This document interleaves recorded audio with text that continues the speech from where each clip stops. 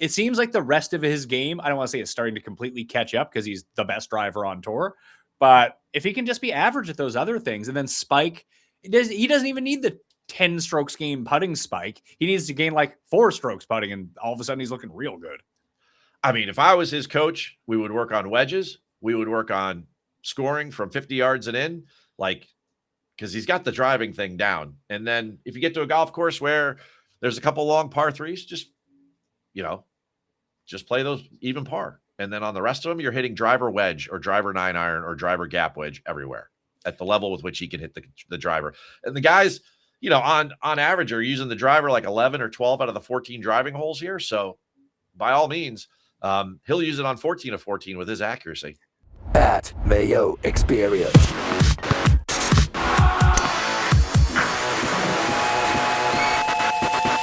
Welcome to the Pat Mayo Experience, the final word on the CJ Cup. Byron Nelson with Keith Stewart from readtheline.com. If you want to sub to Keith's free newsletter, hit the description. Mine is down there as well, where I'll have all the final bets, the weather wave, the DFS ownership, and any up-to-date notes all sent directly to your inbox. So go do that. Code Mayo at Underdog as well. Smash a like while you're here. Keith, you were on the grounds all last week at Aronimink.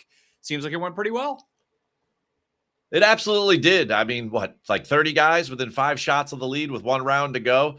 I love competitive chaos, and that was the pure definition of it. So tons of fun to watch. Congrats to Aaron Ride. I mean, he truly is one of the nicest guys out there. Spoke to him several times over the years, and he is a gem of a human being. So congrats to him. And man, oh man, what a win. Unbelievable.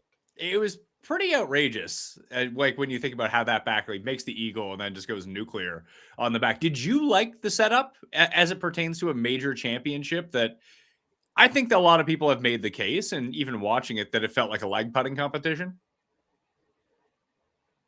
Well, one of the things that everybody was correct about going into the week was that the greens were very unique. They were very severe, and there were all different ways that the PGA of America or Kerry Haigh could have controlled scoring. There was a certain confluence of events when it came to the weather and the conditions, but they certainly never got any of the rain last week. We knew that was coming when we spoke a week ago. And then on top of that, we knew it was going to be very, very firm. You toss in that wind and that cooler weather, and the pin positions were aggressive. There's no doubt about that, but I push back on all of that. I mean, would it have been better if there was like 2 guys that were like 3 or 4 strokes ahead and then the whole thing was over by Sunday night? As far as I'm concerned, if there was a 4-man playoff, I think that would have been perfect.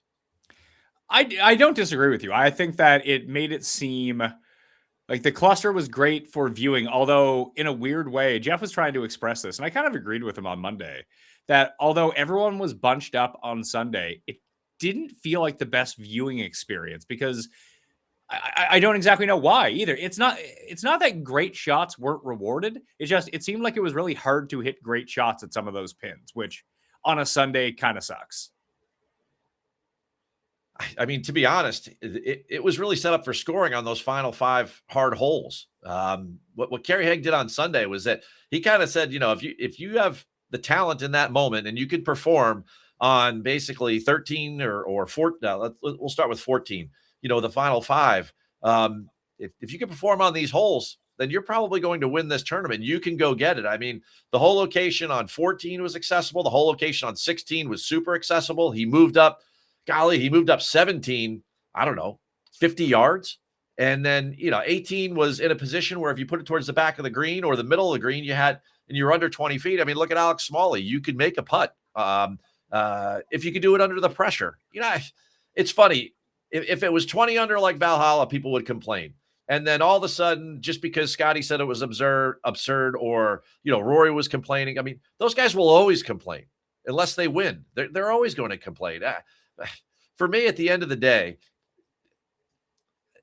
I think there's two people that really came out on top. Number one, it has to be the membership of Aronimink. Throughout the course of the week, I heard more and more stories of what they have done over the last 2 years to ensure that they could have the most championship experience when it comes to the golf course. They pretty much guaranteed that the golf course would play firm with their agronomic practices over the last couple of years. Like, I mentioned to you last week, they hadn't aerated since 2024. I mean, that's kind of a risky thing to do. They created a ton of compaction in that ground. So even if they did get a wet spring, they felt like they could still make the green somewhat firm. And then, the membership not playing that golf course all spring and just giving them like this most pristine landscape for which the guys could compete on. And the only people that did play it were the guys in their practice rounds. I mean, I think that's a pretty unique and hopefully more memberships or more golf courses, if they're going to take on this level of championship and you want to take it to the nth level. I mean, those people at that club should be super, super proud. And I think at the end of the day, the PGA of America, I'll give them like a B or a B plus. Now, again, I'm allowed to grade them because I'm a dues paying member by choice. So my own insanity for doing that at least gives me the right to say, hey, they did some things right and they did some things wrong. So I think more often than not in this championship, they did a lot of things right this time, and they had a really nice partnership with the members at Aronimink. So congratulations to both sides of those. Of course, Rye at the same time, but I don't get it. I mean, more often than not, people just complain about things in golf, but they really don't know ball. Do you want to tell people about no ball? No, I mean, I know what you're getting at there, but you should promote your other shows, Keith. All right. Well, if you want to check out a really fun golf adjacent show, I've joined up to host a show with Melvin Gordon and a couple other guys that played at University of Wisconsin, Austin Traylor and Kenzel Doe. These three guys, they all played in the NFL. Melvin Gordon, obviously near and dear probably to Jeff's heart. Nope. Certainly not. Well, okay. Then I won't introduce the two of them, So why doesn't he like Melvin Gordon? There's a 10-year detailed history of that on the show that people can go back and search. I need a highlight reel then. Catch me up. Well, put it this way, Jeff once put out a thing. I think it was when, I forget where Melvin Gordon played after the Charge. He may have been on the Ravens. He was on someone. So he went to the Chiefs. He won a Super Bowl, and then he went to the Ravens, and then he retired. It was on the Ravens. And I forget who they were playing, but Feinberg said that he would send people, if they retweeted this thing that he had, that Jeff would send people $100 each if Melvin Gordon fumbled in the game. Oh, man. Melvin Gordon's not a bad guy, but he loves the game of golf. I'm not going to get between him and Jeff. Obviously, it sounds like there's an extensive history there of pain and anguish on Jeff's end. Certainly Melvin doesn't know who he is, so I don't think he's losing sleep over it. But we got together. We started a show called We Know Ball, and it's a golf-adjacent sports-style podcast show where we talk about, I try to talk about things in golf. These guys love golf. They're crazy about golf. They're in the simulator playing golf all the time. They're on golf courses playing golf all the time. Melvin Gordon plays golf every single day if he can. It's unbelievable. They wanted to start a show with a golf guy, which I am a golf guy, and there's a couple episodes out. You can check it out on YouTube, but go search the We Know Ball show. We had Ticket from formerly of Bob Does Sports on as our guest last week when we covered the word covered is very loose in this particular show. Like I said, it's golf adjacent. It's very sports driven. A lot of crossover subject matter between the NFL and golf, and it's a lot of fun. Please go check it out if you have some time. You'll enjoy it. It's quick. It's like 35-minute shows. Yeah, you want to support Keith? Go support Keith right now. I'll wait here. Yeah, no, we don't need to do that. There's a pause button. Keep going. All right. TPC Craig Ranch. They have done an extensive renovation to this course. They started it at the conclusion of last year's tournament because, Keith, apparently they were embarrassed that the course was too easy, as they should have been. Yeah, it's not the strongest design on the PGA Tour. So they brought in an expert, somebody with a very, very large resume of creating strategically difficult golf courses. So it should be a lot better, right? I don't know. That's what I was going to ask you. I suppose in theory it should be a lot better. How do you test it out that it's going to be that difficult for PGA Tour pros? Because it's still a TPC course where people are going to play all the time. Like, did they have... do they call up Scottie in November and be like, hey, man, can you come out and try to play this course and we'll see where we should put bunkers? Well, they could do that with all of the data. I mean, the first thing that surprised me, hopefully it surprised you, is that I didn't even know Lanny Watkins was designing golf courses. So, I mean, that right there might be a problem. But outside of all of his championship tracks in the Myrtle Beach area, they can look at certainly ShotLink and decide where the guys are playing the golf course and then design accordingly and try to create more of a strategic design off the tee. Time will tell whether or not that's the case. Of the $22 million renovation, it sounds to me much like Harbor Town, that they spent most of the money on drainage, irrigation. I mean, this event has been plagued by rain, 2 of the last 3 years? Well, the golf course gets very, very soft, and then obviously it's very, very scoreable. It's probably pretty scoreable even without the soft conditions. But we're definitely going to see some more firmness, as you know. Well, you know as well as I do that when you replace the greens, you put new surfaces on them, they're going to be firm to start with. They will be, but take a look at this, Keith, up on the screen right now. It's a lot of rain in the forecast, all those 3 of the 4 days. Well, they were supposed to get rain yesterday. As most people know, we're recording this late on a Tuesday. They were supposed to get rain on Monday. They did not. They did not get the rain that they were supposed to get earlier today on Tuesday. That's not to say, I know with the forecast, it looks like it's going to rain every single day. These are pop-up storms. They tend to be missing McKinney right now. At some point, they are going to hit it. There's no doubt about that. But much like what we covered with Adirondack and a lot of these places like North Carolina, there's been a drought, over these sections of the country. And that region in and of itself is about 3 inches behind in the water table for the year. So hopefully the fact that they've dug the whole place up, they spent millions and millions of dollars on irrigation and drainage because the golf course needed it in order to, one of the ways you can make a golf course harder just simply is making it firmer all the time. That place was played like a swamp. So if all of that money that was spent and the folks that were doing that know what they're doing, then it certainly should play firmer. I know it's going to rain, but it certainly should play firmer, which maybe takes 2 or 3 shots off the average winning score. I don't know. So if I had to, you're probably going to ask me this in the rapid fire question later, but if I set the over under at -20.5, would you take the over or the under? So the way we're supposed to say that is I would take the under. So you think it's gonna be like -24? Well, so does Vegas. The one thing that gave us all pause last week was that Vegas came out with the over-under for the PGA Championship at 12.5.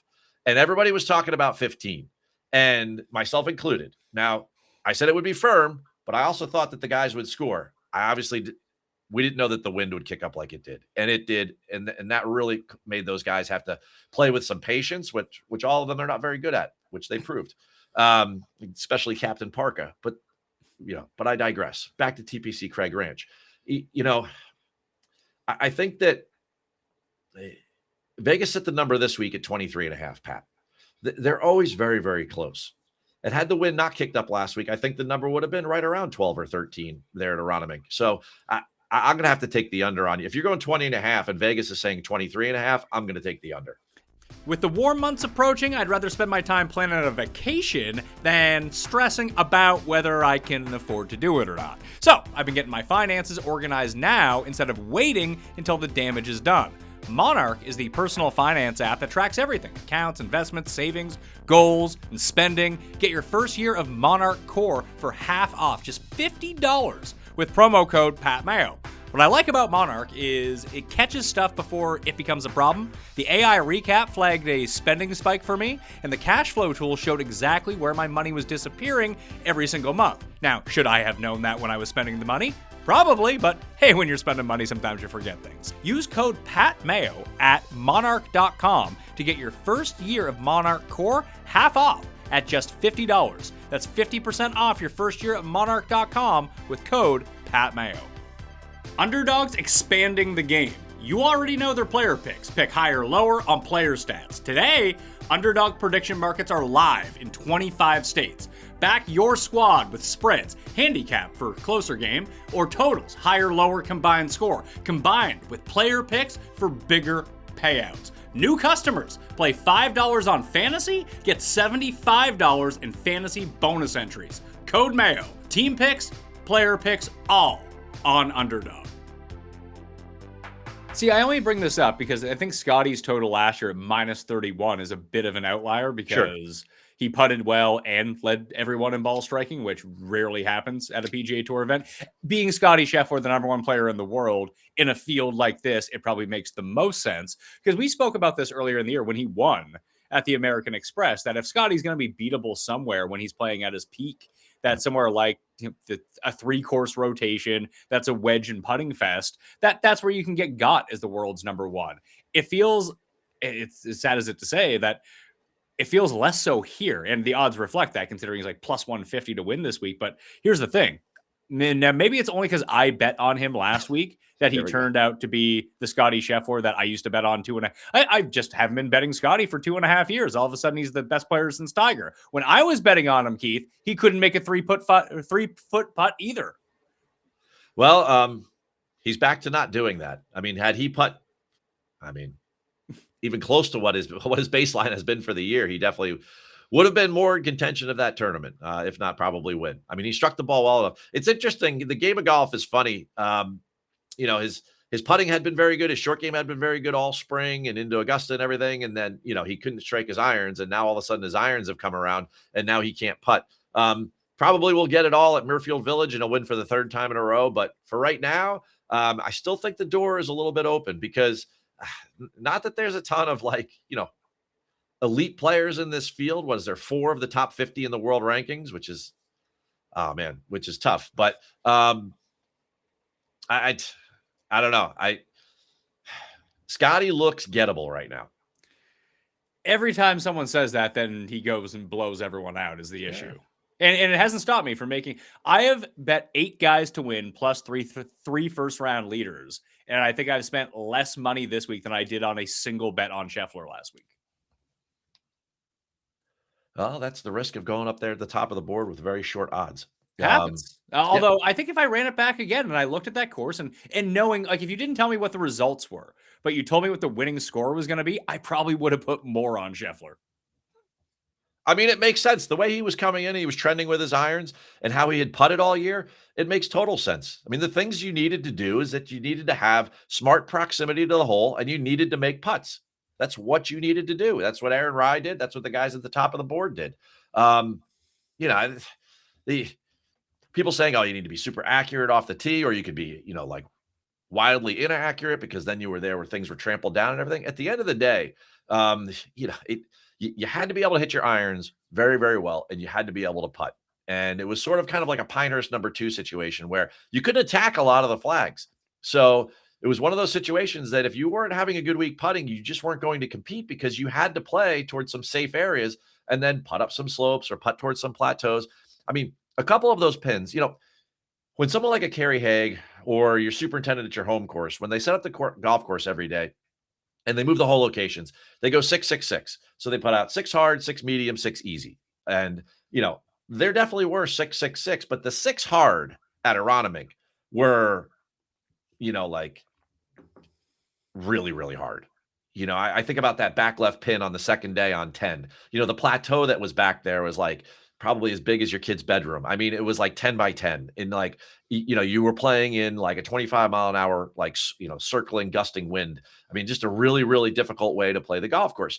It was fun to watch the guys be creative, but now you fast forward to the conversation we're having this week. If Scottie's able to maintain that same level of proximity and he's back at home and he's on bent grass again, and he can figure all this out on greens that, I don't think Laney Watkins is going to go full Donald Ross in this, in this renovation. So I think, historically, we don't know how much the greens have been changed. We'll find out. But historically, this has been a place where people can make putts. Correct. And you don't even really need to be that great of a putter to make those putts. No, you do not. No. So what do you think the primary skill set we should be looking at is? Because Blickle and I broke it down. Jeff and I broke it down. I tried to go through the research and I kind of landed on distance and putting. Bryson should play this week if he could. He's there in town, right? Doesn't he live in Dallas? He's probably in Malaysia or something. I can't even go. It's just so much. It's so much. Wednesday night, he was closing down the range. There was 6 people around him, 2 cameras, a launch monitor. There was just so much going on. He was the only one on the range. It's 8:00 at night. The sun is setting. And there's this mad scientist going to work, trying to figure out how he's going to win the tournament the night before it starts. It was awesome. It was like my favorite stat of the week is they were talking about Bryson on the range, and then they were talking about Noren on the range from Saturday to Sunday. I think he hit 240 balls, and they're like, and I think he was playing with Daniel Berger. They're like, Daniel Berger hit 4. Oh man, yeah, Noren's a practitioner for sure. But anyway, secret sauce for TPC Craig Ranch, in my opinion, this week. Number one, I think you definitely have to roll the rock. You've got to be able to putt. But hold on with that for a second, though. Does that mean you need to be a good putter, or you just need to listen? Aaron Rai, not a good putter. So to answer your question, no, I think it's the polar opposite of last week. I think last week going in that Aaron Rai is not a terrible putter. He's not a good putter. Well, let's take a look at the old Aaron Rai profile here on the rabbit hole and get a sense of what Aaron Rai has been up to. Oh, I get my one and done teams up right now. Well, that's for a little bit later. Let's go. Aaron Rai is out of this field. He has withdrawn from the Bunny Ranch. So has Potgieter. Potgieter probably felt bad after 2 pretty terrible days. Potgieter would have been an interesting player here for sure. And Potgieter's another one that can't putt until the 3 times a year he can putt. He has JB Holmes syndrome. JB Holmes syndrome. There's no pill to cure that. That's for sure. So here's Aaron Rai, major champion Aaron Rai. He is 5'11" and 168 pounds. He's slightly taller than me in terms of build. Let's see here. His putting, the last 8 rounds has been really good. That's what happens when in 4 rounds you just dominate the field on the greens. Yeah, my minus per round was okay in 2024. Dude was basically losing a stroke per tournament on the greens. Fair enough.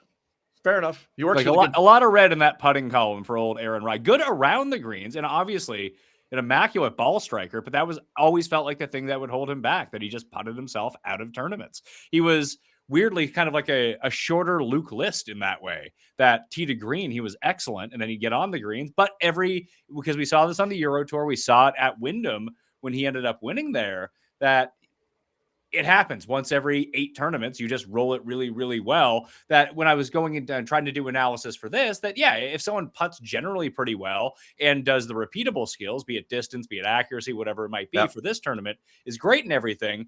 But I think that guys could get away with being a crappy putter and having a good week here because, as you said, not quite as hard to make putts, or because it's not as hard to make putts versus a place where it was impossible to make putts like Aronimink.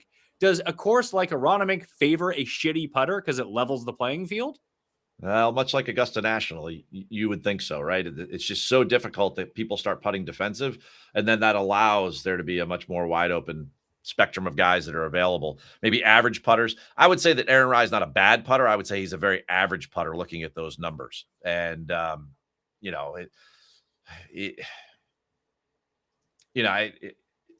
greens were very, very difficult. We knew that going in. We knew that it was going to be something that people hadn't experienced before. That was the true test of all of that.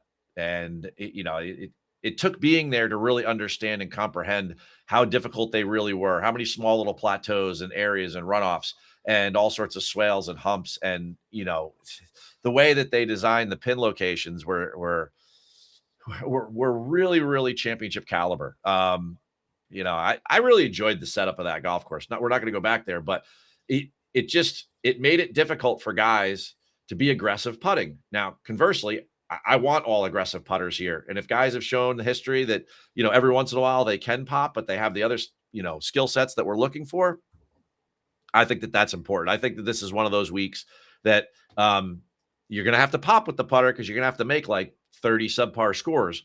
But at the end of the day, I think that you could do it here. You could be much more likely to do it here at random than you could at a place like Aronimink. So let's take a look at where is it? The floor ceiling for some of these guys. So we can hop back over, check out the rabbit hole. BetspertsGolf.com/Mayo, by the way, if you want to sign up and do all this research yourself. We can go over to putting, Keith, and try to take a look at what do you think would be a good amount for a spike? Like over 3 in a round, over 2 in a round? What do you think? 3. 3? So past 2 years of putting right now. My main man, Jackson Buchanan, 1 of 6. Grazerman, Taylor Montgomery, Chris Ventura. I didn't end up betting Chris Ventura, but he popped up a lot in the research that I was doing. So distance and putting, at least spike putting. Man, look at that list. Yeah, it's not good. Well, you're going to get right. You're going to get a lot of people excited right there. For Seabed. Højgaard? No, for Christian Bezuidenhout. I couldn't think, like, maybe he ends up winning. I couldn't think of a course worse than Bezuidenhout. Like, this is a course where distance matters. You think so? It has. Yeah. Can we look at some of those leaderboards over the last couple of years? Yeah, let's do it. KH Lee's long? TPC Lee? TPC Lee, I mean, he's a good driver of the golf ball. Well, no. You said long. All right. Well, let's not go a good driver. There's no doubt that guys gain off the tee, but are they long? I don't know if I don't know if Lee was long or short, honestly. He was like a middle guy for sure. Let's see. He was minus distance. He was only 284 off the tee, 292 off. No, that's his last few rounds. Let's see here. Years.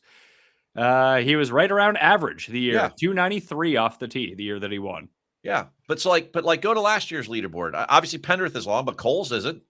Coles isn't, but he basically laid up on every par 5 and hit his wedge super close and made those. But he's another guy who legitimately cannot putt, but putted that week he came second. We had this conversation last week, and you said, Keith, how many guys in the finish in the top 10 are going to be positional guys versus bombers? Because we all thought it was set up for bombers to take over. And I said I thought it would be like 30% positional guys. If you look at the final top 10, I think there were 4 of them. Maybe there were 3, depends on if you want to argue the point. But like, obviously the guy that won was a positional guy. Now, fast forward to this week. If you look at the leaderboards, yes, I do think length is a huge advantage, but there's a number of positional guys. If you look at last year's leaderboard or you look at the leaderboard before that, I think that there's more than one way to skin a cat down here at the ranch. So I would say 1, 2, 3 on the leaderboard would be plus distance guys. Scottie, Evie, Aaron, Stevens. Gordon's a plus distance guy. Kitayama's a plus distance guy. Shank not. Cole not. Spieth, yes. Spieth, yes, for sure. So the top 5 I would all classify, especially in this field, as distance guys. Then when you get into someone like Cole, Hubbard Burns would be as well. So no on Shank, no on Cole, no on Hubbard, obviously no on Kanaya. Kanaya was first in putting, Hubbard was 11th, Cole was top 20. So Cole had that mix of approach and putting. He also finished 15 shots off the lead or something. Well, yeah, because the guy won by 8, so he finished 7 back, right, from second. But the point being, then go to Pendrith's year. Like there's going to be, if you only just pick bombers, I think you're going to miss a couple of guys. Hey, there's Aaron Rai. So this year is weird. So you have Pendrith, Ben-An, and Noren, and then you have the 3 positional guys. Not Noren, sorry, Ben-An, Pendrith, and S.H. Kim. That's the ball, and then Jake Knapp. Then you have your Coles, your Norens. On is long. Out. Ben-An is long. Ben-An's super long. Yeah. And he especially was then. And then you have but here's the issue. When you get into like a tournament like this, like Kevin Toy is terrible. And he came 9th in this tournament. This was 2 years ago. Yeah, I mean, Troy Merritt only shows up in Detroit. I can't even believe he found his way to Texas. What tour is he on now? I don't know. The Wait for the Rocket Classic tour. That's all he does. Yeah, this put him in a week to look at some of the guys who played well at Aronimink here. Let's see. Noren played okay. Rai ended up winning. Pendrith was okay. Jake Knapp obviously didn't play. None of these guys were in it. Berger played well. There's Smalley popping up. Yeah, this would have been the year to go back to. Ben Griffin even made a bit of there's Steven Jaeger again. Jeez. I mean, the Germans were all over that board. I mean, it could be a Germans week this week. I didn't end up betting Matty Schmidt or Steven Jaeger, but they both kind of set up pretty well for here, I think. I think there's much like the Masters, there's going to be a lot of Philly fatigue. I think if you're somebody like Matty Schmidt who had a week where it was very not a normal week for Matty Schmidt, that you're pretty tired. Well, one thing that I found in the research with him, let's jump back over to the main page, was he really spiked over the last 18 months. Now it's a very small sample, so you can take as much into this as you want or don't want, but on bent grass greens, he's actually been very good on bent grass greens. He's a good putter, Matty Schmidt. We just don't know a lot about him because, we could if we wanted to, but we obviously haven't looked. I mean, could you imagine Matty Schmidt wins the PGA Championship? What the PGA of America is like? Hey, can't wait to have a year of him. Well, this was kind of the bad discourse that I didn't like about Aaron Rai winning, because it seemed like people were mad that it wasn't Rahm, it wasn't Ludwig, it wasn't Rory, it wasn't Xander, it wasn't one of the big guys. But like, don't classify Aaron Rai and Matty Schmidt in the same sentence. Like, they're 2 different levels of players here. Oh, no way. I think 100% agree. Could you whip up a Mutter list for me of guys that we could go with? we could go with strokes gained off the tee. So you and I can, or you could say total driving, whatever you want to do. The combination of length and accuracy as an advantage. Certainly approach over 175 yards. The putter popping, and then can we get a little mutter list in there, guys? Yeah, absolutely. I just want to take a look. This is the strokes gained per round putting on bent grass over the past 18 months. Okay, Kanaya's up there. Schmidt. There's another German, Jeremy Bowe, the long lost Paul brother. There's Chris Ventura again. Cootie, Champ's interesting at $6,700 on DraftKings. I don't know if I'd bet him to win. There's Scheffler, Mark Hubbard, Hayden Springer. Someone I've actually bet this week. I mean, he's not very good, but he's long and he can putt. He could definitely do that. Hubbard's kind of trending too. He's not long, but he could score. Hey, he outdueled Aaron Rye on that Sunday at Myrtle Beach, only to lose to Brant Snedeker. Yeah, Brant Snedeker winning that thing. Amazing.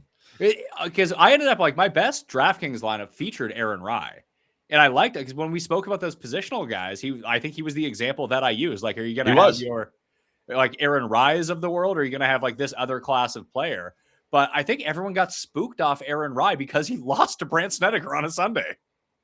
I mean, that could be. It could also be because he was playing in a non-signature field. I mean, there was all sorts of things going against him at the start of the week for sure. If you were talking about pre-tournament bets and everybody was giving the Bombers narrative, I mean, he's certainly not going to. I think he's like the fifth shortest guy on tour. You know, the guys that are shorter than him is like Brian Campbell.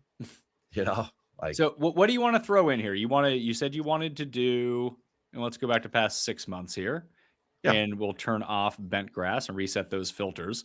So we'll go to strokes gained off the tee. Do you want to do distance, accuracy? Do you want to do ball speed? What would you like to do?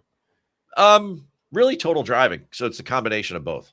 So total driving is the mix of what? Either you hit the fairway or you hit a green in regulation? Total driving is the combination of just length and accuracy. Yeah, it adds the player's driving distance with their ranking and driving accuracy. Okay, let's do that. We'll throw that in. That's not like how you do against the field. It is just purely your pure length. Ranks. Yeah, you got it. Do you think accuracy matters here? No. I mean, we are 3 weeks later, so maybe the rough's grown in a little bit more, but I'm still going to go with no. So do you think that this is easier to do if we just put in distance and accuracy and just give 2/3 of the weight to distance? You could certainly do it that way. Let's do that. I like to use total driving, but you know. Oh, let's see. You know what? I'm going to throw in total driving. But I mean, I've been wrong before. Let's see, I assume it's Brennan. No, Mason Howell because he's played 6 rounds. Then Brennan, then Scheffler. Yeah. Yep. Thor's got to be. Yeah. Oh yeah, Thor's got to be up there for sure. Yeah. So I mean, Mason Howell. He was on my best lineup at where was it? Houston. He had a terrible day one and rallied to almost make the cut. And he missed a short one on the very last hole and missed the cut on the number. That sucked. So yeah, Howell. There's a young superstar I like this week. And it's not Mason Howell? Not Mason Howell. Who's the young guy you like? I mean, Double B. Oh, you like Blades Brown? I do. I thought there was we'll get back to building this out in a second. I was trying to tell Jeff because Jeff is like all in on Thorbjorns, and I don't know if he ended up betting him, but he likes to be early on these guys, as a lot of people who bet do. But I get that Thorbjornsen is older and he smashes it off the tee. But Blades Brown hasn't done quite as much as Thorbjornsen has accomplished on the PGA Tour, but he's kind of getting there. I mean, I think he's played in 6 events, made the cut in 5. He's been good in his Corn Ferry starts. So I kind of like this kid. And, he was good at a scoring fest out there in Palm Desert. So I think the skill set's there. The kid likes to score. There's no doubt about that. And when they're raw talents like that, that's like the places you want to play them.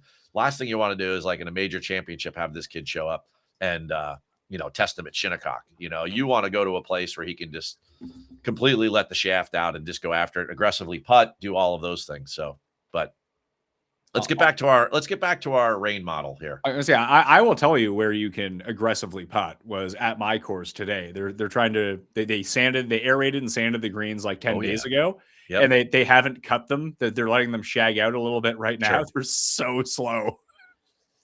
Well, the mechanics hate when all that sand is on the green and then they put the close mowers on because it dulls the blades and then they got to sharpen blades, and sharpening blades is no fun. Yeah, no pun intended. Like we've had such a problem the past 2 years with the course getting burnt out. We have a new GM now, Okay. and he has a completely different approach to how to save the course, like so it's good in June and July, not Okay. awesome at the first week of May.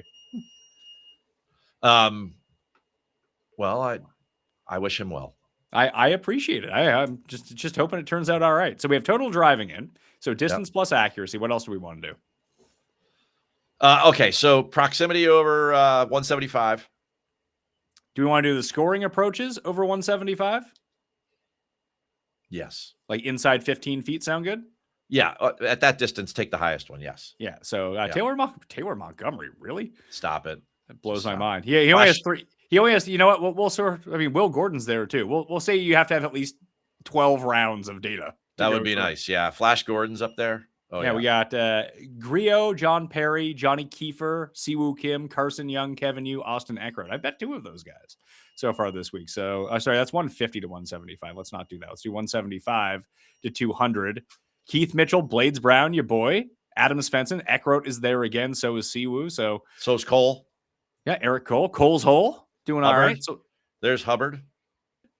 And then we'll throw in 200 plus as well and get those scoring opportunities. 2,100 plus seems like excessive, as I wrote on the screen, but we'll add that in. And we see Siwoo's up there again. Michael Brennan's up there. John Perry again. Jackson Suber.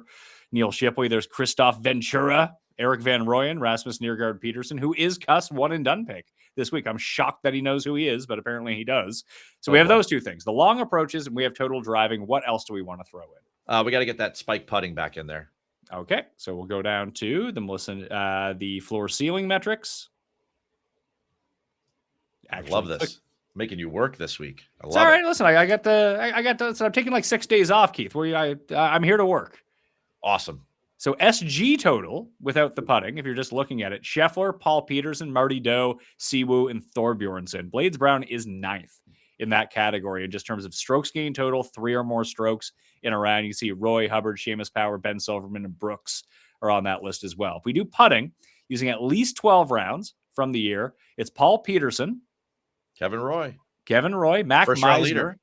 Mac Meisner is interesting because he's another guy who is not having the best year on the greens, Keith. And it's funny that he still spikes in that way, despite being kind of crappy. If we kind of scroll, he's been good the past 2 weeks. Minus 2.8, minus 1. This is per round. I know. Yeah, minus 2.8 a round, setting records.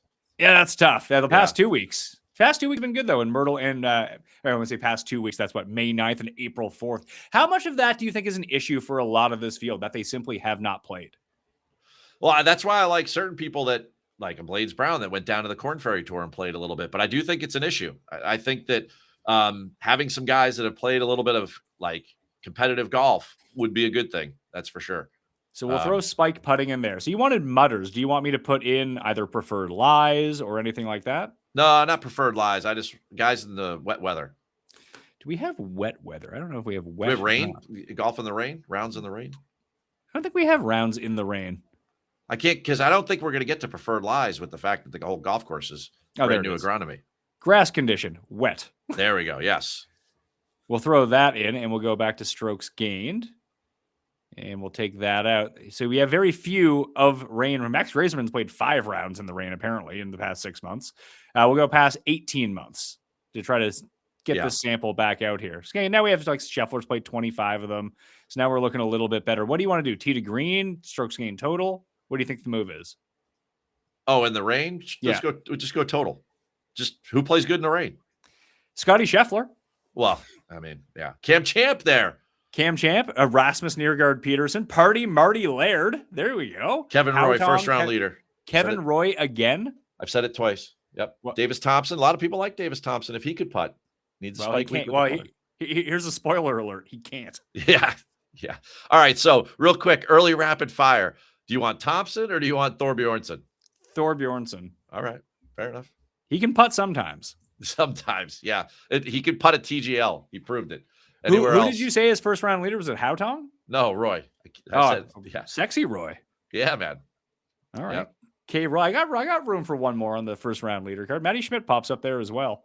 I always find it interesting with guys like this who pop at a big tournament for the first time in their career, what happens to them after. Generally speaking, coming off a huge event, they do not play well. But as we saw with the Zurich, like every goober who came in second at the Zurich, like ended up going, like Wrighton came in second. He wins like 3 weeks later. Alex Fitzpatrick ends up winning, and then he continues to play really good golf. There was a bunch of them at the top of that board who just continued to play well. I mean, TPC New Orleans. It's a fine track.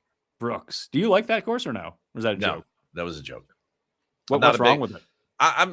Well, it's got too many bunkers. It's certainly way too level to like really attract my attention. I mean, obviously that's a prejudice there, I guess, but there's not very good terrain changes, and there's just a lot of the same holes over and over again with too many bunkers. So it just doesn't do much for me. So that's an issue with there's one, they built a really nice course around here. It's like one of the best maintained courses I've ever seen, which is really difficult in the weather that we get. But people say it's really hard. I don't find that it's really hard. It's really unfair. Like it punishes really good. Like you can hit the ball in the middle of the fairway and it just rolls into the woods because it's too well maintained at times. But every hole is exactly the same. It's an elevated tee box. You hit it into a valley. Then you have to hit up to a green that has a giant false front. I think 17 of the 18 holes hit that qualification. Well, that seems like a little bit much for the average golfer. I mean, if people wanted to complain last week about the 7th hole and, the fairway being a reverse cant away from you in the dog leg and, guys carrying the corner and they can't keep it in the fairway. I mean, I'm with you there. That is like a double penalty to a certain degree. And we don't want those out on the golf course. Like being in a fairway bunker and then there's a tree overhanging. Like, no, that's not the way it works, right? Like trim the tree back or remove the bunker, one or the other. But, you can't have to hit it over the lip of a bunker and then keep it below a limb. I mean, come on. The average golfer shoots over 100. So seems like a little bit much. So what do you want to do with this? How do you want to weight this? We have total driving. I currently have that at 0. We put that at like 25%. Yep. Both approach buckets at 20%. Yep. Putting at 20% and go strokes gained total in the rain 15%. Yeah, let's do that. Let's see how much do you think wedge play ends up becoming a factor here? Because one thing that Blickel noted that when he ran his course fit model, that around the green, well, not difficult here, because if you compare it with bombers, that just leads to birdies on a lot of these par 5s if they don't hit it in 2. I mean, they lowered the average length of every type of par. So they made the par 3s shorter on average. They made the par 4s shorter on average and the par 5s shorter on average. When they came in and they took 184 yards away from the golf course.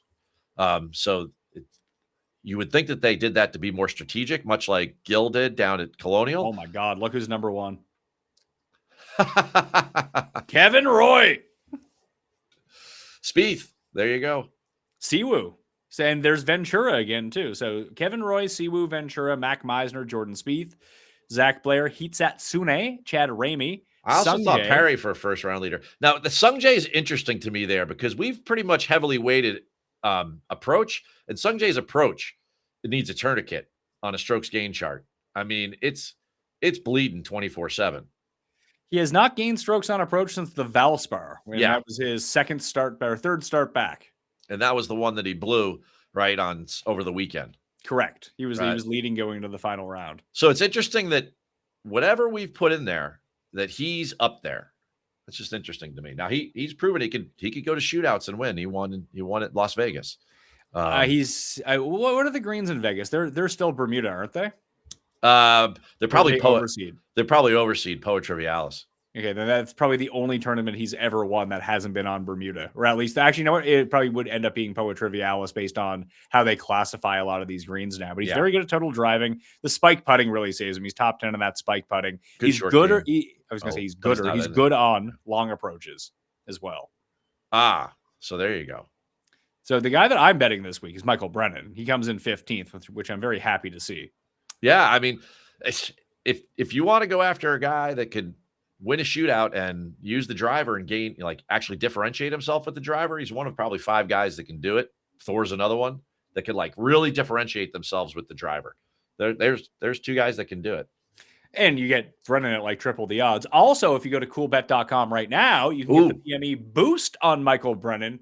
I haven't even seen it yet. I assume it's like 80 to 1 or 85 to 1, something like that. I mean, he's already like 65 or 70, whatever he's at the current moment as we're filming this. But if you go to coolbet.com, if you're in Canada outside of Ontario, then hit the code in the description, get yourself a nice little juicy bonus, and then lose money on Michael Brennan, even though the odds are so you don't actually have to bet all that much on Michael Brennan to win a bunch. But it's my belief that, and I've said this on every show, so I'll say it again. I'm sorry if you've listened to everyone. Thank you for listening to every show. But if you're just tuning in now, that Keith, because of his skill set, anytime that he's 50 to 1 or more in a field like this, I think he's an auto bet.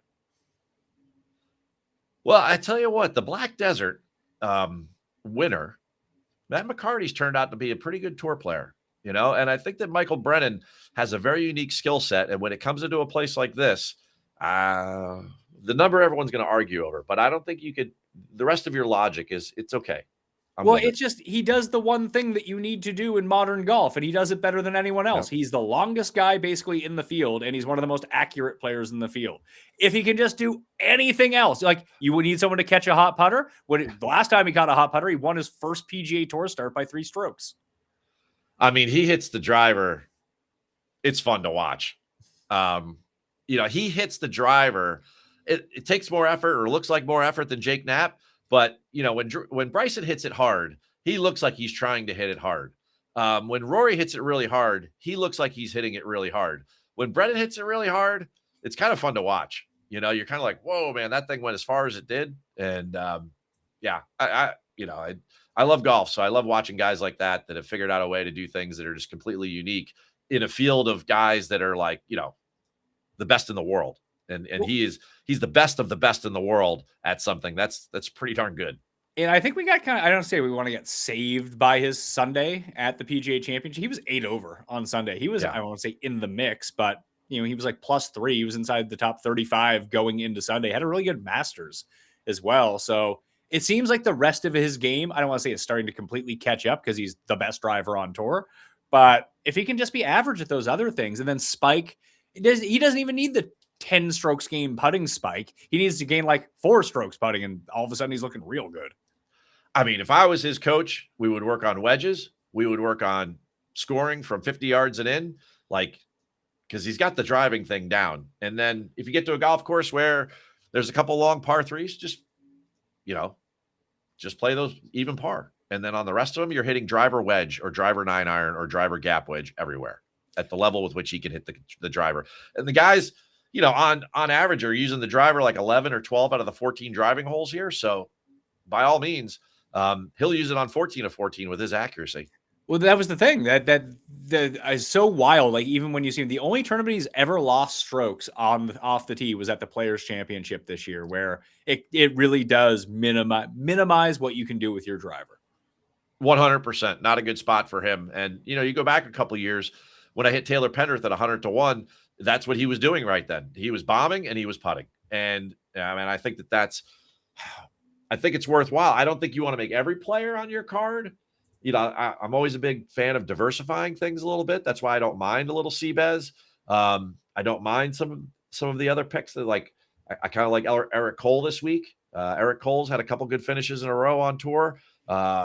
He can get away with having somewhat of a loose driver here. And then his ability with his irons and his scoring ability with the putter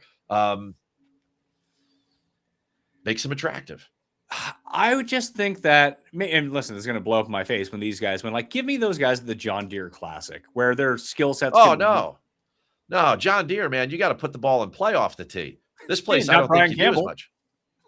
Well, Brian Campbell can hit it out of bounds and still win the tournament. Well, I mean, we could all argue outliers, but for the most part, when you're going up to the John Deere, you got to put the ball in play there. Davis Thompson, Sepp Straka last couple of years, guys that are pretty good at driving the golf ball. And then obviously the rest of their ball striking is elite, and then they pop with the putter.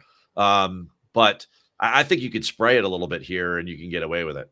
So I went the other way. So my bets for the week are all kind of the guys that we talked about, because I'm taking long shots here. And I do believe that when you take a long shot, that driver putting combo at this course, I think it makes more sense if you're looking for a winner. Now, if it was who's going to finish inside the top 20, Eric Cole, Seabez, or Johnny Vegas, then it's probably the other two by a substantial margin. But for win equity, I need these guys to play to their peak, and I want them to have the easiest chance to score on these now shorter par fives and generate a lot of eagle opportunities. And I don't want them to have to rely on an amazing putting week just to tread water with the other guys who are doing everything well. So I have 8 bets.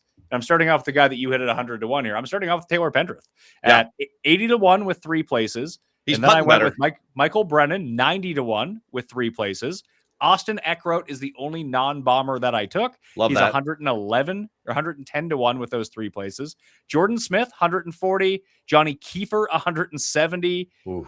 Johnny Vegas, 275 to 1. Those are the ones I played with the 3 placements. I played Hayden Springer, 150 with 5 places. And the Swedish dentist, Pontus Nyholm, 200 to 1 with 8 places. Pontus Nyholm. Come on. What's his odds? 1,000,000 to 1? What do you got? 200 to 1 with 8 places. 200 to 1 with 8 places. All right. Well, I love Pendrith. I love Eckroat. I love the comp between El Cardinal. Obviously, the fairways aren't as wide, but I do love the comp there between the 2 places. Well, the other thing with Eckroat versus even like Cole and Bez, Eckroat can win. I've seen Eckroat win. Oh, yeah. Cole and Bez have had enough shots to win tournaments, and just like they just shit themselves every time they have a chance. I can't disagree with that because that's those are the facts of the case right now. You know, like that's where those guys' careers stand. They are defined by the fact that they haven't gotten it done down the stretch. I mean, when Aaron Rai was coming down the stretch and he kept playing better and better, he had won significant DP World Tour events and he had won, at Sedgefield, big Donald Ross comp. And he won a playoff, as you mentioned, he won a playoff event on the DP World Tour last year. Well, that's what I said. He's won big. He's won the Scottish Open in very difficult conditions. And then he's won significant DP World Tour events. So like, what was he, 44th or 43rd in the world? I mean, like, that's a good player. You get invited to the Masters for that. Like that is a very, very good, like the difference between being 44th and like 14th in the world is like a win. Basically. Yeah. Yeah. Because what did Rai move? What did Rai move up to in the world rankings now? Rai is probably 18th or 15th or something. He is 15th now. There you go. And that, like, Ben Griffin has got bumped down to 17th. Like, there's not that much really difference between Aaron Rai and Ben Griffin. And at the beginning of last year, everyone would have told you Aaron Rai is the better player. And guess what? The only difference between those two guys is the golf course that they're playing. All right. If you're in our world and you do what we do, is that the only reason you're picking one versus the other is that because they fit the golf course better. And that could be opinion. It certainly is a lot of times when we discuss all of this stuff, but to a certain degree, the only difference between those two golfers, because they're both world-class guys, they're in the top 20 in the world right now. And whether you think that they're kind of struggling or not, they're not struggling, right? They are very, very good golfers. And, just pick the right golf course for them. And the chances are they'll contend. So here's what I thought was interesting, because you know how much I love Pearson Coody, and we're back in Texas, and he has a really good skill set for this course. If he can, because he's another guy who runs it up on bent grass, struggles to putt anywhere else. That I'm just looking at the world rankings right now because they're back to back. Brennan is 56th in the world. Coody is 57th in the world. Yet in this tournament, Coody is like 1/3 the odds of Michael Brennan. Well, he's a UT Longhorn. Well, I got to prop up those Texas guys. They always win in Texas. It's like taking people based on where they're from makes no sense to me. It's like when people are like, "Oh, well, Donovan Mitchell is going to go play for the Knicks because he's from the Northeast, so of course he's going to play for the Knicks." Well, really, that's a tough comparison. I mean, saying that I want to take Sam Ryder in Florida because he's really good on Bermuda grass is like, okay, like that's an okay thing. I don't think that free agency is that dependent on where they're from. But people would talk up Ryan Palmer for years. Like, he's from Texas. Got to take him. He's a member at Colonial. Got to take him. I don't think he ever finished inside the top 30 at Colonial. I'm not gonna perform a drive-by on Ryan Palmer's ability, but I mean, you have a point, Pat. It just doesn't. It isn't just where you're from, that you're native, that suddenly like it does matter to me, like what kind of agronomy that you're good on. I think that definitely dictates some future performance. But at the end of the day, just being from Texas isn't the reason why Pearson Coody's got a decent history there, and He's played a lot of golf in that region. He's very comfortable on that grass. I mean, those are the things that add to somebody like playing a little bit above their floor, is that they get comfortable, they get confident. I mean, like, that's what we're looking for. Oh, of course. Like if we do, but I think I think that the odds get projected onto some players because of where they're from, not necessarily because they have a lot of experience in one place or they're good. Like no one would think that John Rahm is Mr. California, but he is. Absolutely. And then going forward, he's always going to be Mr. California. You know, the way that his odds are going to be listed on the board. You know, say he played the same track on the East Coast and in California. Same thing with Max Homa, you know, with all of his wins out in California. You know, it's the same sort of thing that the books have biases too. Okay, you know, Kevin Roy's 90-1 to win this tournament. Huh. I don't know. I mentioned his name a couple times today. I know. You said first round. I'm going to add him to it. So the first round leader list, the FRLs. Let's go. The week. I'm going to add Kevin Roy. I have no idea what his odds are, but if he's 90-1 to win the tournament, I can't imagine he's very good. 78. All right, 78's not bad. I'll have to go shop that one out at 78, see where I can get the best number. It's a starting point. Springer 90, Nyholm 125, and Vegas 100 are the other ones that I played. Maybe the homeless one at 110. Okay. Just a thought. And Austin Eckroat. Speaking of which. I had Eckroat the year that he lost to Jason Day here. He owes me one here. I'm just talking about you need one round. So those are the four for me. And you got Hubbard and Eckroat to go along with it. So Kevin Roy, Springer, Nyholm, and Vegas. Brings me, I want to do our new favorite segment because okay. Because you're going away. I'm going away. And this is Keith's pro tip. All right. I'm going to just ask you a general golf question. I want you to coach me through it. The 60-degree tip that you gave me on last week's show. Yep. It's working really well, Keith. I'm not going to lie to you. I mean, you just need that club to bottom out in the same spot.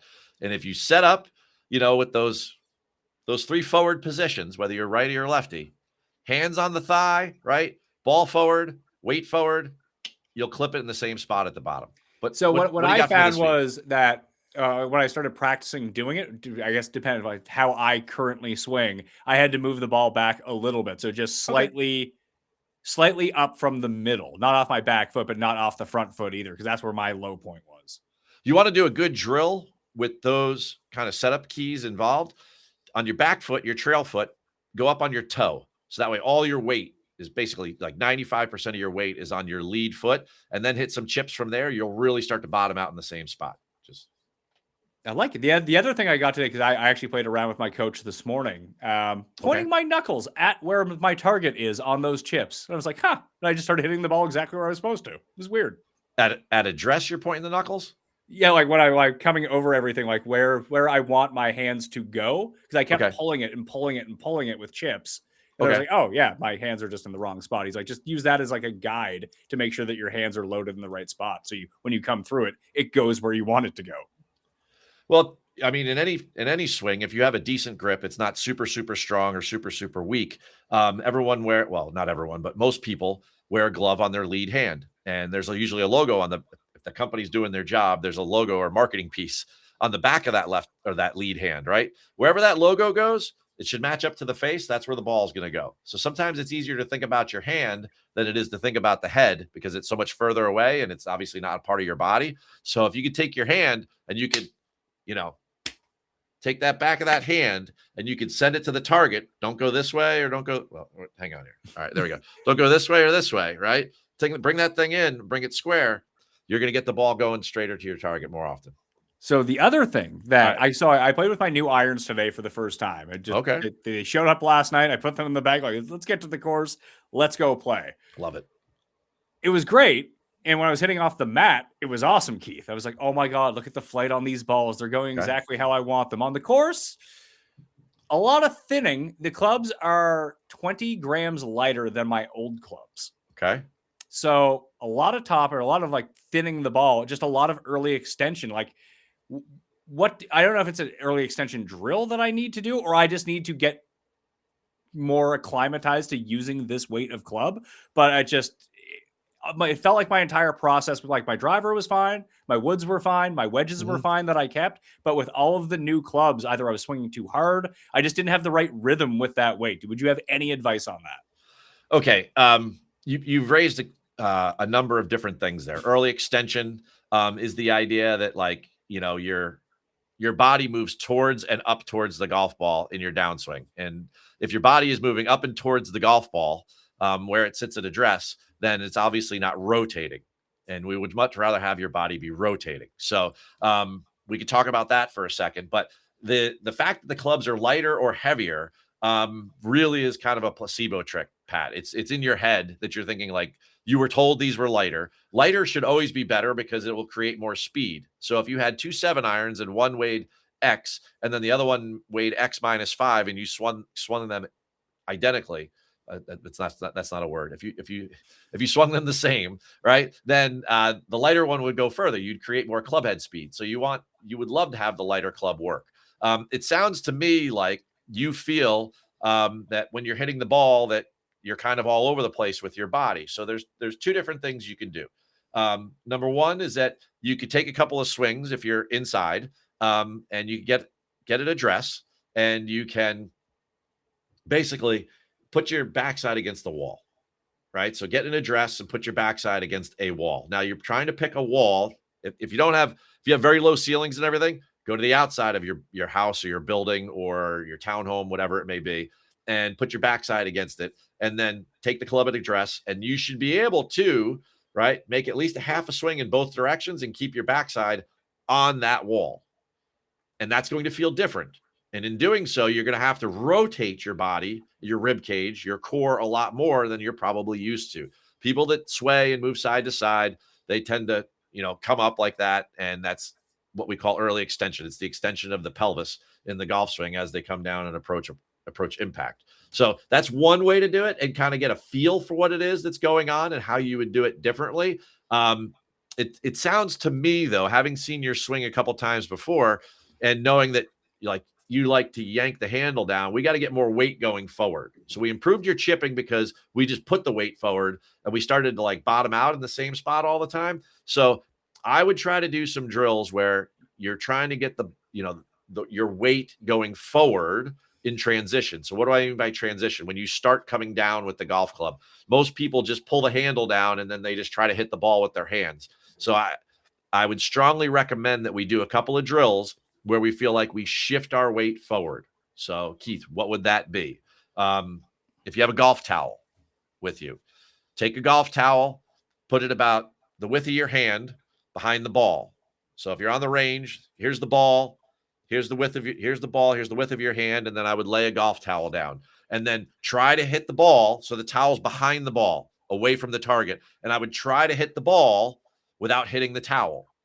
And then all of a sudden, the first couple times you're going to scrape the towel. But as you keep moving forward in your golf swing and accelerating and pushing your weight forward in transition, then you're going to start to hit the ball much more crisply. Okay, I like that. So I took a few videos of myself, of trying to figure out what was going on. Okay. And from when I was talking to Neil afterwards, I wasn't rotating through I was getting stuck. And that, he's basically that's when you're coming through, you get yourself into the slot and into the pocket, but you're not moving your left hip and getting it out of the way. So your hands just kind of you can't get all the way through. So then you pop up instead, and then you start thinning the ball because you're just not using your lower body enough. So I think that speaks to what you were saying. Yeah. If your body moves this way in the golf swing, so if it moves laterally side to side, you can't get out of your own way. Just assume you were trying to turn, you're a right-handed golfer. So if you were trying to turn to your left, if you're trying to turn this way, but if I keep moving my body this way, how do I ever get around it? Right? So that would be, you want to feel you're if you're wearing shorts or pants or whatever, you're the belt loop on your lead hip. You want that thing to be getting out of the way, rotating out of the way, not going toward the target, going behind you. And in doing so, then the club comes around and your trail hip comes around, and then you could hit the ball with the right belt loop. So if you think about those 2 belt loops, or if you took an alignment rod and you held it against your pelvis, right, you would want to take, the one that the end that points toward the target, when you go to the back of your swing, you'd want to turn in such a way that you would, as close as you could, for people are more mobile than others, but you want to get that stick going toward the ball. And then you want to get the reverse of that is to get the other end of the stick going toward the ball. Most people just kind of slide into it and then they just flip their hands at the ball and then they time it up and they're like, oh, I hit a great shot. But the people that I was watching at Aronimink, they rotate like you would not believe. And they almost rotate with reckless abandon, but they're so good at hitting the golf ball and they trust it so much that they go and then the thing comes off really, really straight. But I mean, it just sounds to me like you need more rotation, sticking or holding that alignment rod against your pelvis and then turning back and forth and actually moving the rod, not sliding it back and forth like this, turning the rod would be a different feeling for you, Pat. It would also be the same feeling you would need to keep your butt on the wall for the other drill I was talking about, because people that move the rod like that don't have early extension. Well, it's funny because this was a problem for me. I thought it was fixed. And then maybe it's just like you said, maybe it's the placebo effect of just having new clubs in my hand. The grips are different. Just everything just felt so different and uncomfortable than the clubs that I was used to, because this wasn't an issue for any of the other clubs that I had, only the new ones. Well, confidence will cancel rotation. I mean, like, that's a complicated way of saying that, like, if you don't like what you're using as a tool, you get a rental set at a resort on a trip sometime, and then you just start steering the ball all over the place. And it, like, all of a sudden you put it up on a tee and you're like, oh, that's my favorite club's the driver. And then, like, I see people all the time. I used to see it all the time in lessons. They just rotate right through. And then all of a sudden, you put a 7-iron in their hands and they don't like their irons, or they don't like their wedges. Maybe they shanked a couple off the hosel and then they just don't move their body. So we've got to learn ways with which to rotate. I've always said that if I ever wrote a golf instruction book, the first chapter would be called "It's a Turn, Not a Slide." Like, everyone slides into the ball. They pull the handle down. I'm right-handed, so I pull the handle down as hard as I can. And as I do that, I slide into the ball like this, right? When really what I want to do is I want to be able to rotate. I don't want to pull the handle. I want to rotate. And then when I come around, I want to be able to take my hands and right into the ball like that. One and done picks for the CJ Cup. Did I answer your question? I think that it did. Yeah. Like, I'm not clearing, and therefore I'm not creating any space for my body to actually rotate through. And that's all just not rotating through the ball. Not a problem with the driver at all. Like, I'm more than clearing. Like, sometimes I clear too much and come through it and just shank it, not shank it, but just pull it so far left. She said I'm coming through it too much without keeping the rest of my body in line. It was just weird that this has never been a problem. Like, this was a problem with my driver 3 years ago. This was a problem with my woods and my hybrid and even my wedges. It's never been a problem with my irons until today, which was just really strange. Maybe it's a bad day too. I'll give you one thought for your trip out there to the desert, right? Out to Utah. And that is, you get your trail pocket of your shorts or your pants, whatever you're wearing, depending on the weather. Get that sucker to impact as soon as you can. Get it to impact. Don't slide it, right? If you slide it, it never comes around towards the ball. You need that back pocket to come to the ball. It needs to come out and around. You do that, you'll start striking the ball like you do with the driver. All right. What are we doing for one and done? Or does it matter? Oh, of course it matters. I was looking at mine. So I had this pulled up earlier. So if we take a look at let's see here. We go to Scheffler, Siwoo, Spieth, all off the board for me because I've already used them. That leaves me with Brooks, Mitchell. It's not a bad Spieth spot if you still have Spieth left. I'm going Spieth. That makes sense. I still have Spieth. There aren't a lot of places I'm going to spend him, and he tends to top 10 here a lot. I just need the most cash I can get. Spieth. If it wasn't Spieth, like if you, let's say you had Scottie left, you're clearly not using Scottie this week. Not using Scottie. Memorial is now the spot for him. I would dabble with Brooks even because Brooks continues to hit the ball really, really well. But if Brooks could putt, we talk about guys that could putt. If Brooks could have putt last week, he would have been seriously in contention. He hit the ball on those windy days on a frozen rope. Guy was really, really striking. He's striking the ball really nicely. He's got to be uber frustrated with himself. His ball striking, we've seen this be a pattern for him for like the first few rounds has been really good. And then it gets worse as the tournament goes along. And I have a feeling it's because he's putting so badly that he's just like, not that he gives up, but he's just like, fuck this. I think it's probably 50% that, and I think it's 50% it gets in your head. He's like, I got to hit it closer. Then he starts taking on more risk on approach, and then you start missing some approaches, and then you make bogeys that way. So if it wasn't Spieth for you and you had to go down the board, like we've played this game a few times this year, yeah, and it's panned out. Guys that are ranked really highly in the world that we know are good players, just for whatever reason. I mean, recent form or the odds don't like him. No one wants to bet him. I'm looking at Sungjae sitting down there. Like he's very clearly the best, like the next best player once you get past the big four. But yet somehow he's like 30th on the betting board.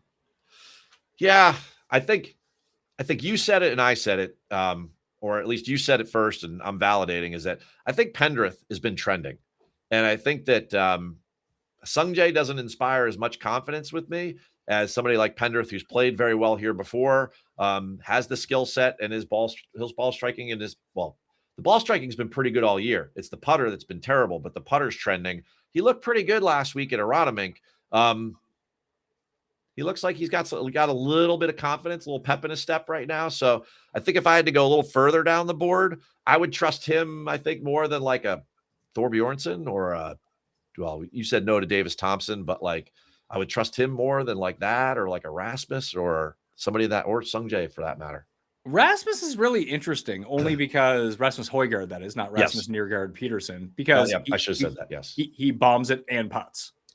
He does. He just kind of been on walkabout for a while, but if he had any kind of form, he would be somebody that would be super live. Now, do you think that there's a chance that there's only actually one good Højgaard brother, but they like swap their names every year? So like they elevate themselves so they can like try to win double the money?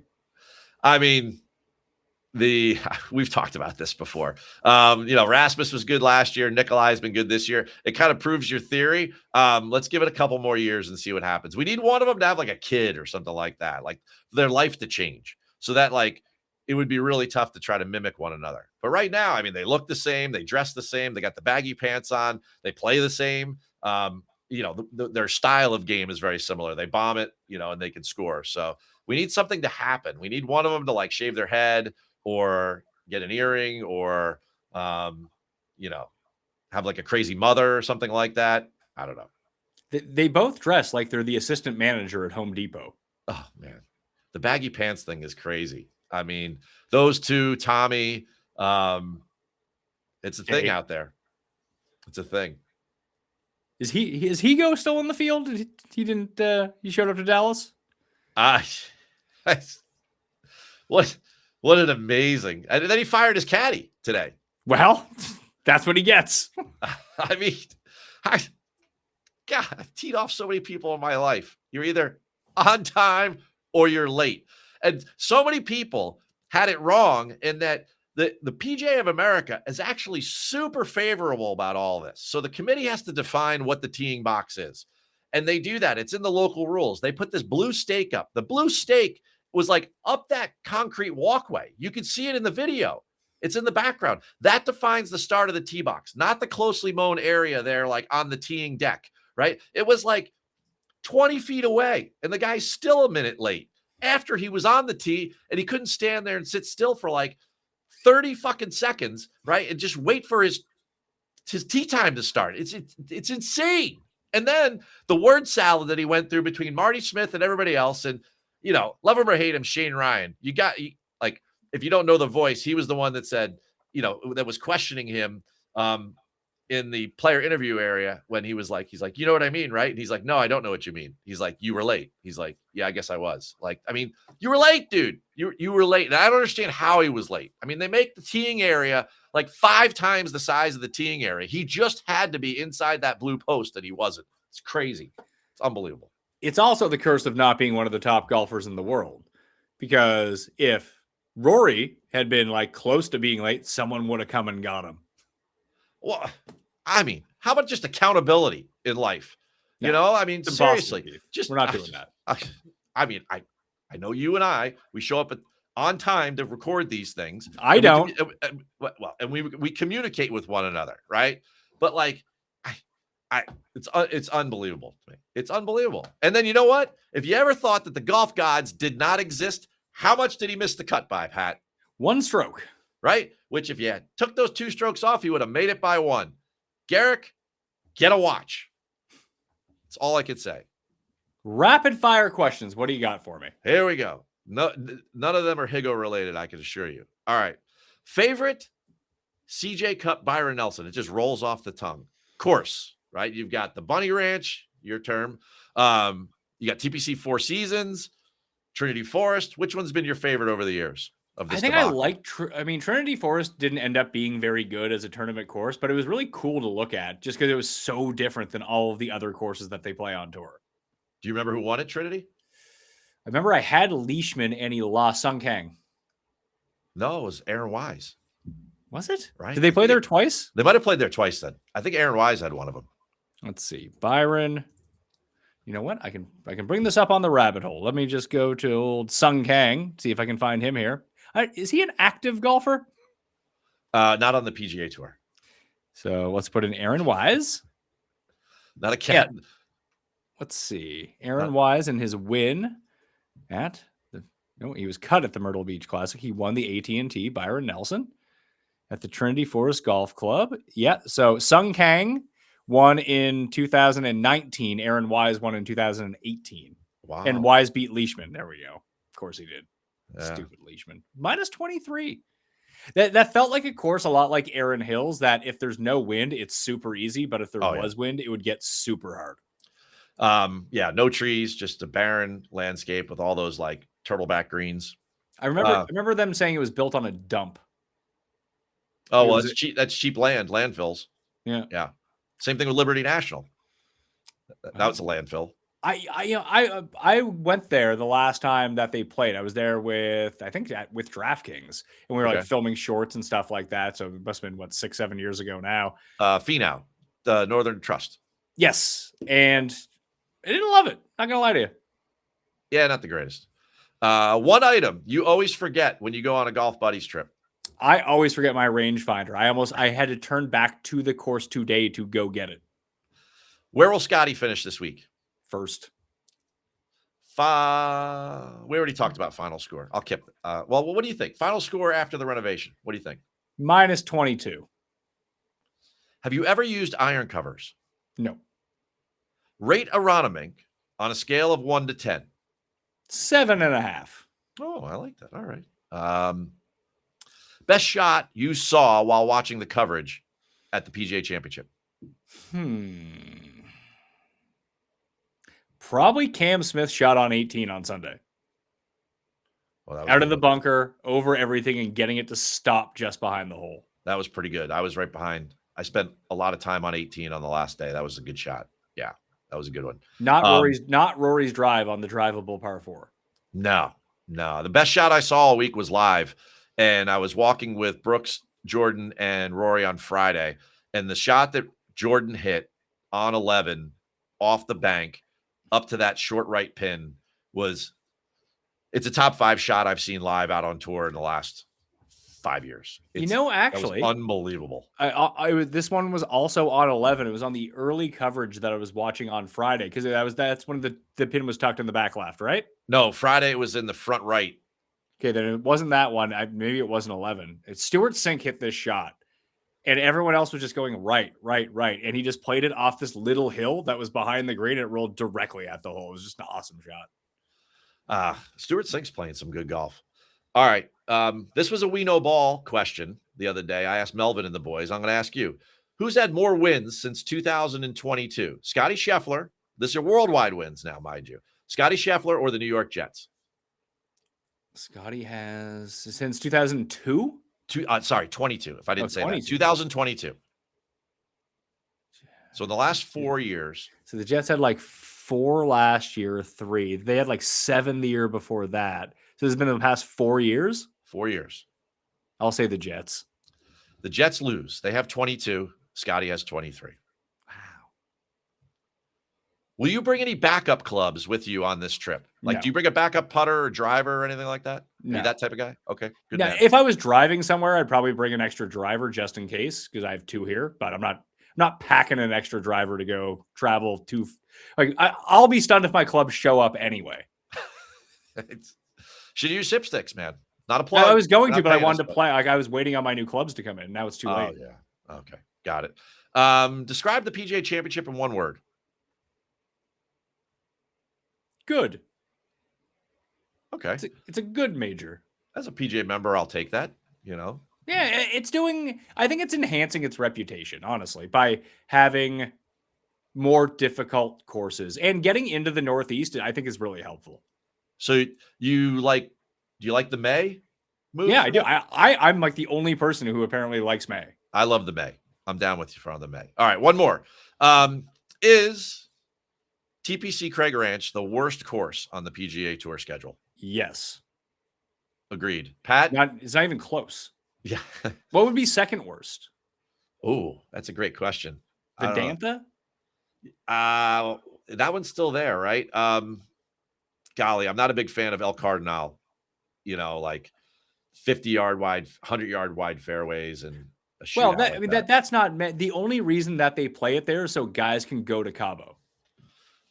Yeah, but that should not be the reason why. And Tiger Woods designed that course.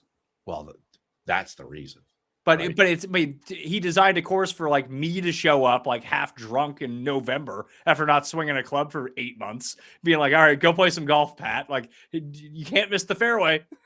It is a resort, but that doesn't give it a right to be on the PGA Tour. No, but I mean, I don't know. Are there any other courses in Cabo like that are of that quality? Because the course itself is quite nice. It's just not hard. Haven't played in Cabo, so I couldn't. I played on the other side of Mexico, but I have not played in Cabo. I drove by it when I went to Cabo, and Right. it looked awesome. And I didn't see any other course that looked awesome, but that one really stood out as being like, whoa, look at that. So I think it's just a spot that November swing on the PGA Tour, the swing season. I know guys are trying to get their card, but it also does lure. Like last year, Spawn played. Last year, Griffin played. Like you might get a few guys be like, yeah, I'd go to Cabo, try to win some money. I mean, it makes sense, you know. Although, you know what? Bermuda's not a strong golf course either. That's a bad. It's not, but I like that it's like it gets so windy there that it's Port Royal is kind of fun. Yeah, I mean, it's definitely not the best course on the island. That's all I got for you, Pat. Enjoy being with you. Take him away. Keith Stewart, you can catch him at KJ Stewart PGA on X, readtheline.com, both on YouTube, and the link to the newsletter is down in the description right now, just like mine, with all the final plays. All of the updates will be coming out on Wednesday afternoon. That'll do it for me. We got a bunch of fun shows coming up. We got a best of, then 2 new brand new shows, Monday and Tuesday. And then Wednesday, I'll be back with Feinberg in the morning for the Picks and Bet show. We're just delaying it 2 days, so it's not on Monday. It'll be on Wednesday next week, but brand new content coming up, plus a Colonial preview dropping over the weekend. All right, I'm Pat Mayo. Thanks for watching. See you next time. Mayo Experience! Experience!